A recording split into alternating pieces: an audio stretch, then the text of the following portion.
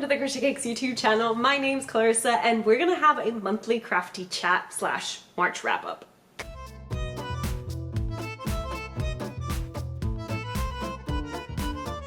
Welcome in. I hope that you've been doing well. I cannot believe that it is already the end of March, so I hope that you found some moments of crafty joy, some moments of peace, because the world, as they would say in Back to the Future, is getting heavier and heavier. And you know, we need to take time to ourselves to soothe our inner peace so that we can help soothe a bit of the world.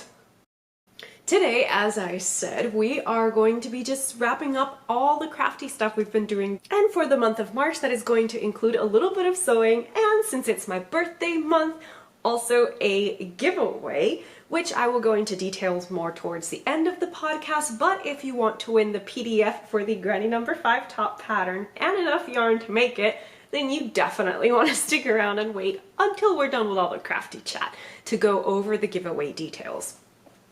Now, since I've already mentioned the Granny No. 5, I think we should dive right into chatting a little bit more about her, because mainly the biggest update that I have is that the pattern has been published. You can find the published PDF pattern on my Ravelry page, or you can wait for the weekly installments that will be up to view for free on my website. So speaking of the website, by the way, you will already find the kind of orientation about the pattern that's going to go over the yarn that you need, the measurements given, all the notes, all that juicy details that allow you to decide whether or not you want to make a pattern. Those are already published. And also, since today is Saturday, for like when the video goes up on Saturday, that means that yesterday, Friday, I will have already uploaded the first installment. Now, you may be wondering why I didn't just upload it all into one blog post, and that is because the PDF pattern includes about 15 pages with information, pictures, and details, and it just seemed overwhelming to include it all into one single blog post. So we've broken it down into the following parts. And by we, I mean me.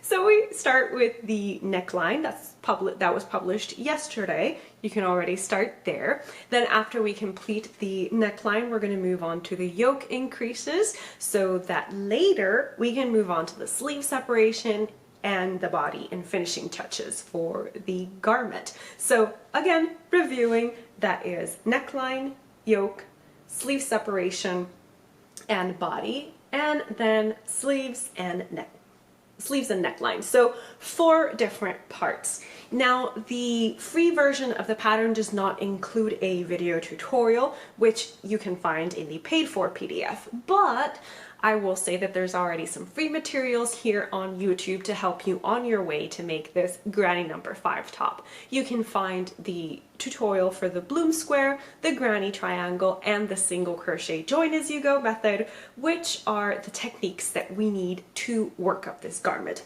Now, because we're using several different techniques, I classify this Granny No. 5 top as an intermediate pattern. We have increases, we have a little bit of decreasing, we have joining as you go, and we also have picking up stitches. So all these little details I feel that make this pattern an intermediate one, but I also feel that if you are resourceful, you can find all the tips and tricks on YouTube or on other blog posts to help you along with making this pattern.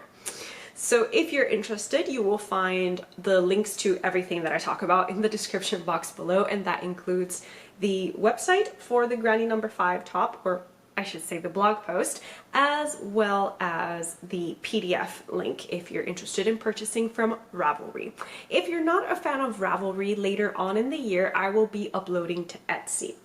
It's just I prefer to upload to Ravelry first, because even though this pattern was tested, thank you, by the way, to all the lovely folks that applied to test this pattern, because without you, I wouldn't have the insight on what things to give more details on, what things are a little bit too wordy, and it's always very helpful to see how people work and interact with the pattern. So thank you for giving me your time and energy and yarn into making this pattern possible. So, right, geez, where was I? Right, so even though this pattern was tested, if anything down the road comes where maybe I missed a stitch count or I forgot to put a period, or if I need to add anything that people feel that would make the pattern easier to work with, then it's easier to upload a update on Ravelry than it is on Etsy. What can I tell you about this granny number 5 top? It is the perfect summer garment, or you know, if you live in the warmer area like me, spring is already warm, so it's the perfect spring summer garment. It is crocheted using We Crochet salvage yarn that is classified in their website as a sport weight yarn. However, because of the yardage and the way we're working it up with a 3mm crochet hook and a 3.25mm crochet hook without it looking really bulky, I would say this is more like a fingering weight yarn. So if you are looking for yarny substitutions to work up your granny number 5 top, I would highly encourage you to go for the yardage included in the ball band, which is 155 yards in 50 grams. So that is a lot. That is a lot of yardage. Now, in terms of construction, this top is a top-down construction. As I said, we start from the neckline and then we work increases in a circular yoke manner to then split for the sleeves, which I feel that whenever you're working a top-down garment, whether it's circular in panels but top-down or a raglan garment, it's just easier to modify. Usually when you're working a seamed garment, some of the modifications have to wait until after you've tried it on, if, like me, you have difficulty visualizing these changes. And I don't know, I just feel like top-down garments lend themselves more to adapting to different body types. Do let me know if you disagree, if you have a different opinion. I would love to chat more about crochet and garments with you. In case you didn't know, I love making garments. I've only been here 10 years talking about how I love making garments, so just, you know, mentioning that in case it wasn't clear that I love making clothes. Okay, now I've loved this pattern so much that I've technically crocheted 30, but that will lead us to works in progress, and I do have 3 more finished objects to share with you. I know. 3. One of them is even sewing. So actually let's start with the sewn one because I feel that I haven't shown any sewing in the Crochet Cakes channel in forever. So inside this gorgeous napkin holder, which I did not make, I purchased at HomeGoods, we have some napkins. I have sewn some napkins using flannel fabric. I was going to say flannel yarn, but no, it's flannel fabric that I have just to add whimsy to my dining room table, because the fabric that I chose, that I had in my stash, is all about hedgehogs. So it's just a plain white background, but we have drawings of hedgehogs surrounded by wreaths of leaves. Whoosh, that was hard to say. And to sew them, I just made a template. This is, after you seam it all, it's 11 by 8. So that is my template size, 11 by 8. And in order to seam it, I did 2 different things. So the first one that I tried was folding in half and then half again for a rolled hem and just stitching at a 1/4 inch seam allowance. But I found that, I don't know, a little bit too bulky, and there's always that issue with your corners not going exactly how you want them to. So for the remaining napkins, I did that method for 4 of them. For the remaining napkins, I decided to use a zigzag stitch, and I just folded the raw edge in. I folded till I reached my 1 inch mark. And then I just used the zigzag stitch. And I actually like this one a lot more because I feel that the zigzag stitch adds a little bit of interest. And honestly, I wasn't concerned because clearly I didn't double them up. We have a right side with the hedgehog fabric and we have a wrong side. So it really, I guess what I'm trying to say is I didn't feel the need to go all fancy on these napkins. These are meant to be everyday napkins. And as I say that, I'm just looking at them and imagining them getting stained, and I don't like it. But what I do like is how beautiful they look in the strawberry napkin holder. It's so whimsical. And the other finished object that I have to show you is, it's kind of double. I made two of the same thing. And I was inspired to make this because the monthly yarn sale for March in We Crochet is Dishy. So that means that the Dishy yarn is 20% off. Also, if you use the code that I'm going to write in the description box and right here on the screen, it's a coupon code that you can add to have 15% off your order. So if you yourself want to buy a Dishy yarn, you can also get an additional 15% off by using my coupon code. Now, what did I make with Dishy? Well, I decided to make a bowl cozy, and this was 100% inspired by a quilted bowl cozy that my neighbor gifted to me some time ago. I just saw the way she had built it, and it immediately struck the thought, I can make this in crochet. So what we've done here is done a base of 4 granny triangles. These are solid granny triangles. And then I've seamed them using the single crochet because I just like the texture it gives. Then we pick up stitches along the raw edge to start working in the round, and we finish our bowl with the tulip stitch.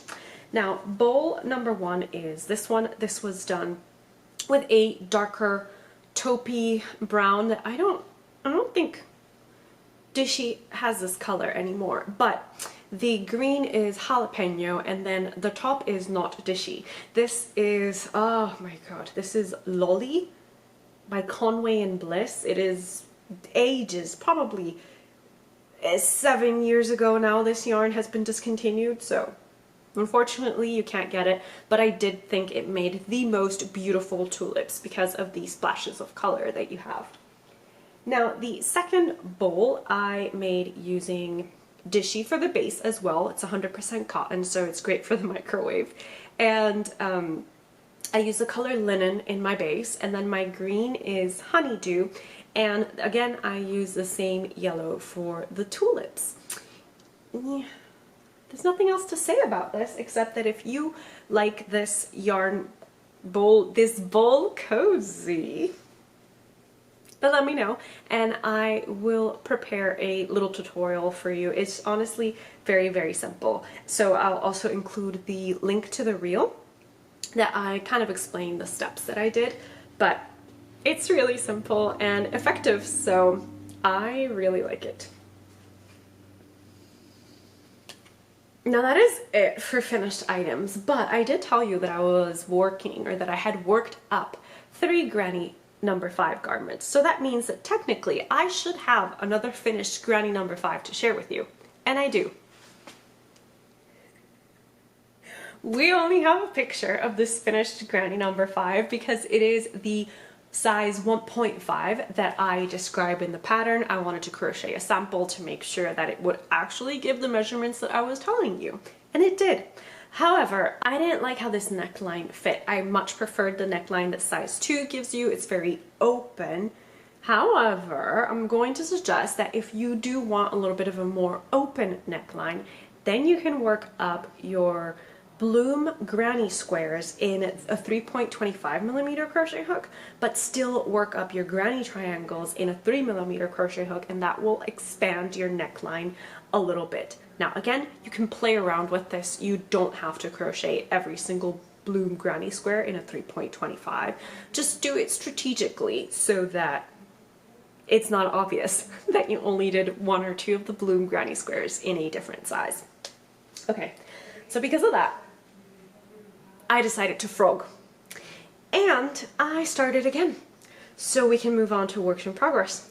And a work in progress is, again, this granny number 5 top, this time in size 2, made with stash yarn. So what we have here, the blue, which is the main color, is a cotton cashmere blend of yarn.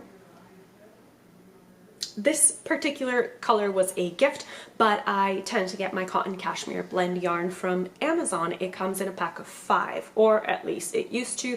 With all these recent changes with tariffs and whatnot, I'm not sure if you can still find the yarn on Amazon, but if you can, the link will be in the description box below.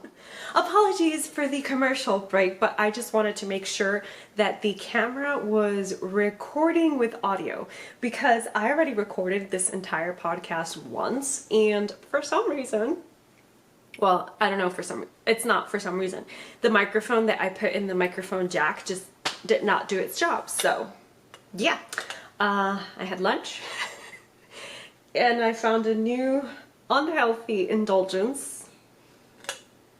Dr. Pepper, strawberries and cream. To me, it tastes like strawberry shortcake.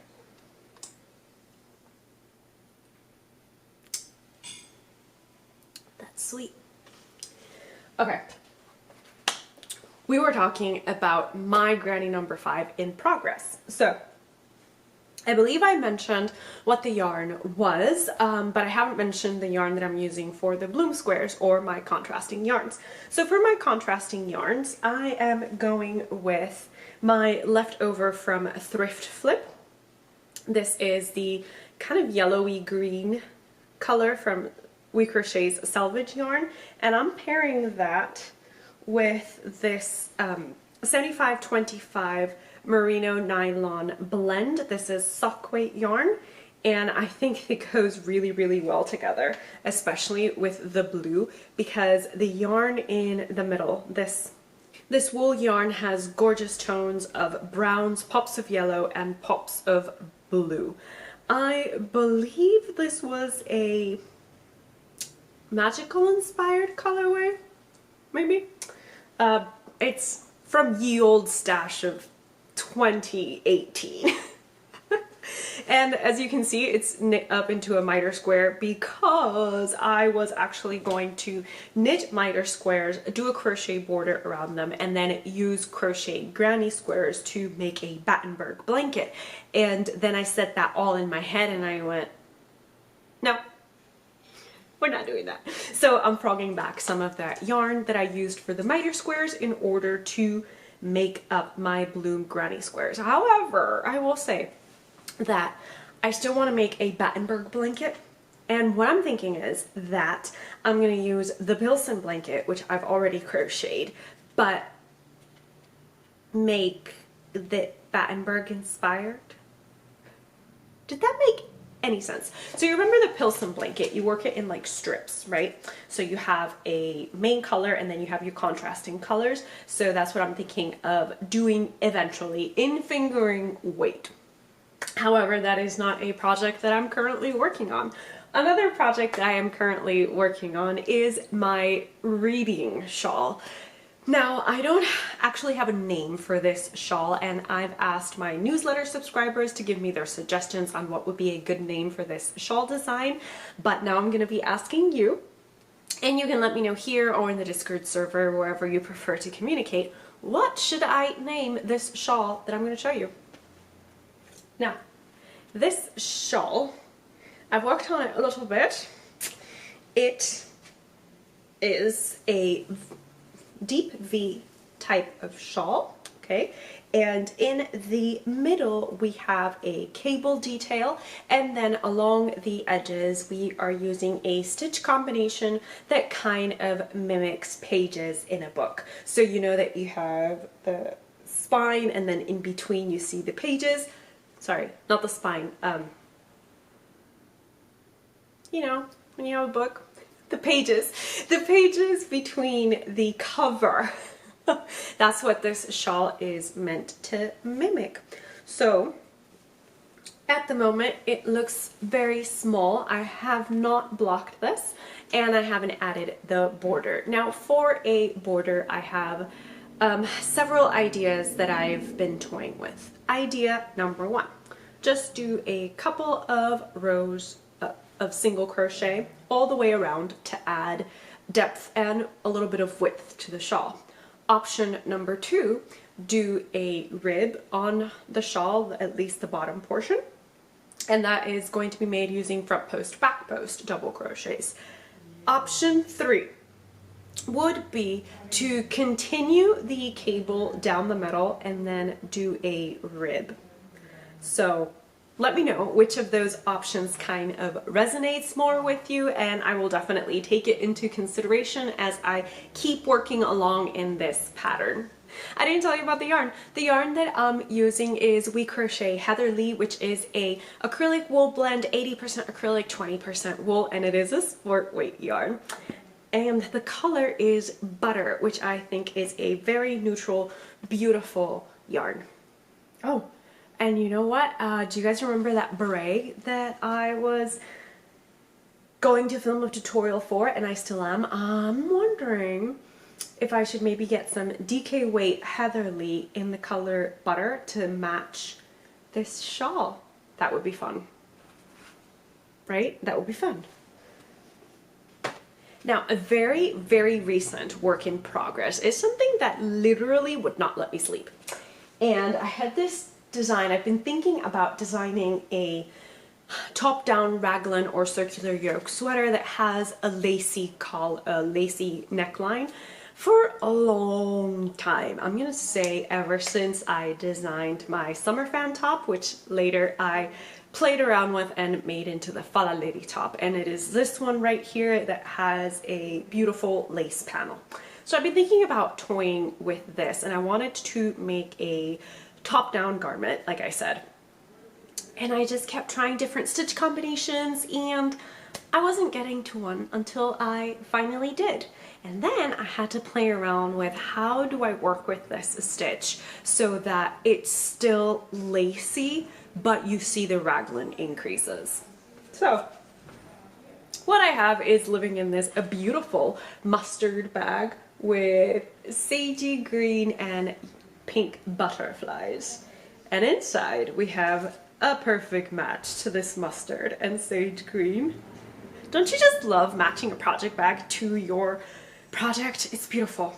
And yeah, so this is Lindy Chain yarn, which is a fingering weight cotton linen blend, and it is chain plied, which I think is lovely for crochet. It really brings out the stitch definition. So because it is linen, this yarn is going to grow a lot. The plan is, even though I did do a swatch, the plan is to do a substantial portion of the yoke in the raglan style and then block it 2 or 3 times before I actually measure my gauge and determine how much of a lace I'm going to leave around the yoke. So we've got Honey is this beautiful rich yellow with gold tones, and I think there's even like some hints of brown in the color. It's just a beautiful, beautiful yellow. And then we have Sagebrush, which is a more cool toned green. Sage tends to be portrayed as more of a cool toned green, but I think it plays really well with Honey. And then to tie them both together, we've got Linen, which is a kind of, I would say, champagne cream.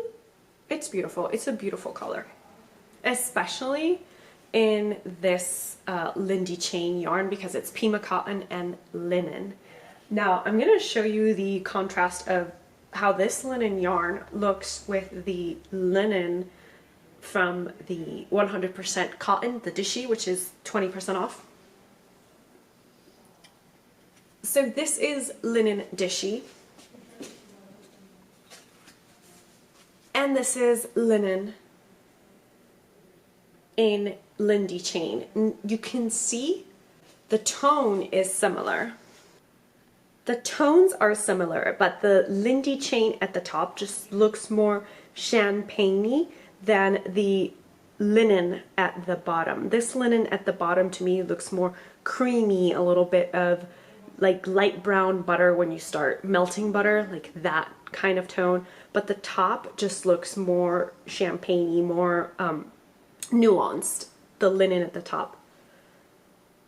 So yeah, it's just super interesting how it's the same colorway. Now I have no idea if it's the same mixture, but it's the same name, and I just wanted to share that with you. This raglan might look intimidating to a a lot of people. It even looked intimidating to me until I started working it out. By the way, we're going to be using a 2.75mm crochet hook. Okay, this is what we have.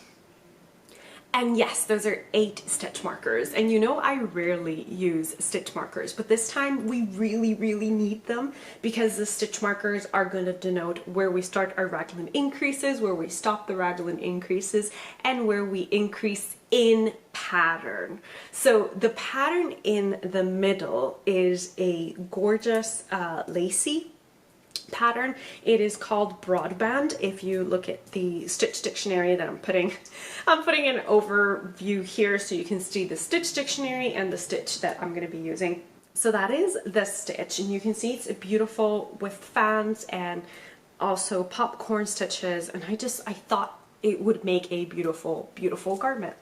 So we're pairing those together and we shall see what we get. When will that pattern come out? I don't know. Hopefully in the summer. But you know what? I live in Florida, so it's really summer weather until November. That really is it for my works in progress. I think actually that even is it for all the crochet chat. Now, I had mentioned that since it's my birthday month, I wanted to share a little bit of that excitement with you and do a little giveaway. So I'm going to be giving away a copy, the PDF copy of the Granny No. 5 top and enough yarn to make it. Now, when I bought yarn to design this top, I bought a lot.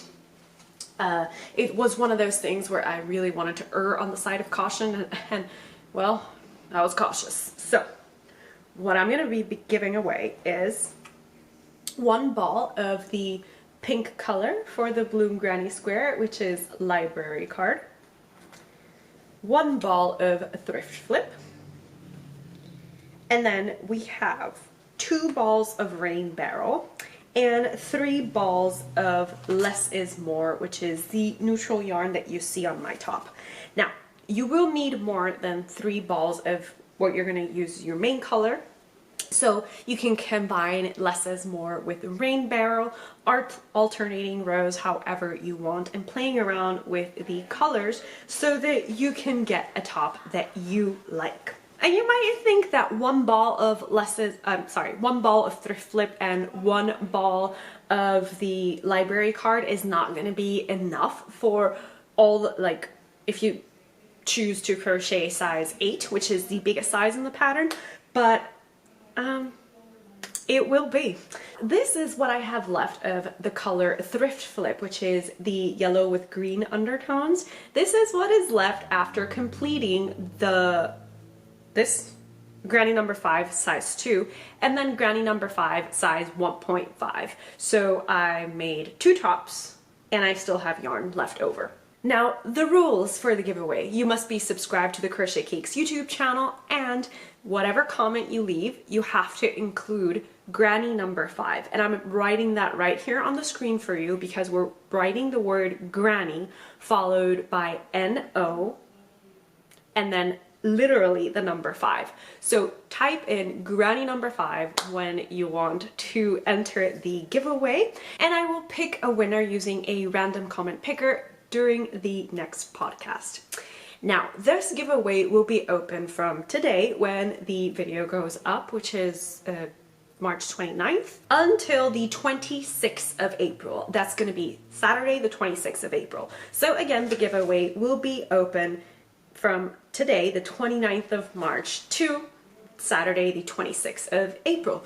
And again, all you have to do to enter is be subscribed to the Crochet Cakes YouTube channel, as well as comment Granny No. 5, as it's written on the screen, in your comment. So, I hope you're excited. I can't wait to share this pattern with you, and I can't wait to actually supply you with the yarn to make it.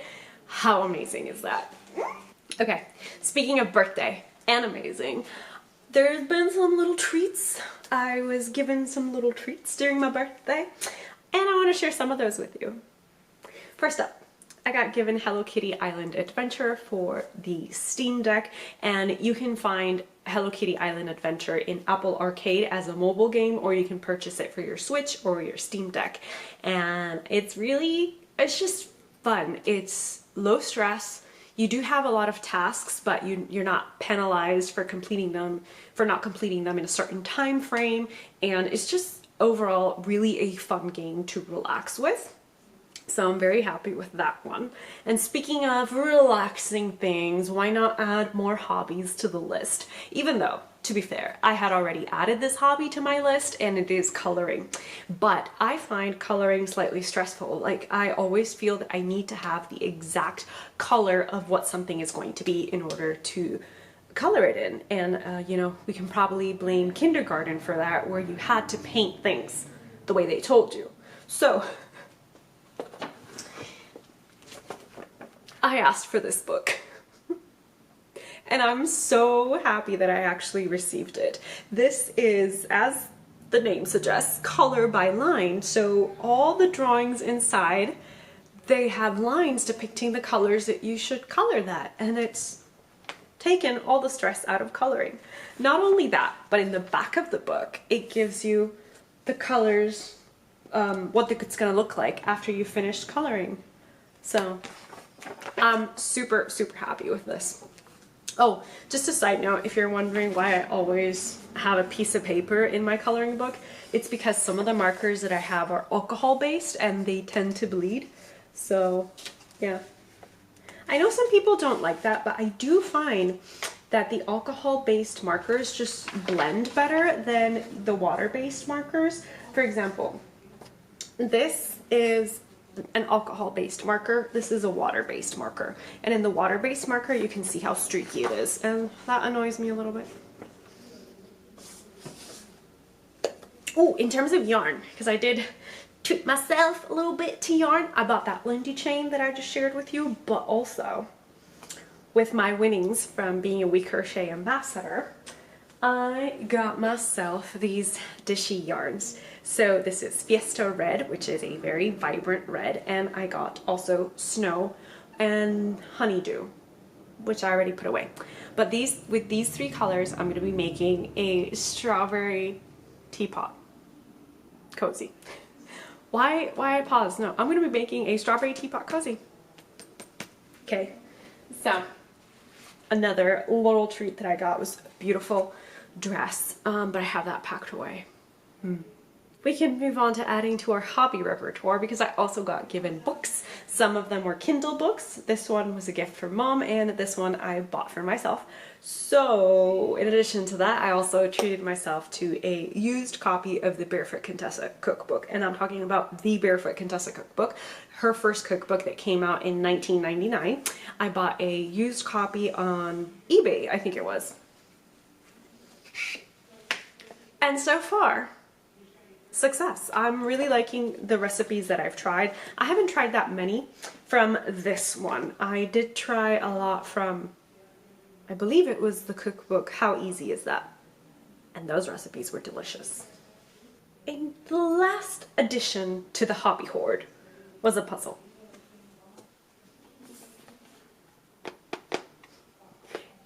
Doesn't this puzzle just look beautiful? This is a 500 piece puzzle, and it depicts kind of like a cozy kitchen, and we've got some pasta, I don't know, it just looks like a place I would love to be in and create. So we're gonna be puzzling that. Probably this weekend, maybe I'll get started. Yeah, seems like a good weekend to start sorting out a puzzle, because I haven't even opened it. Like, it's all sealed up.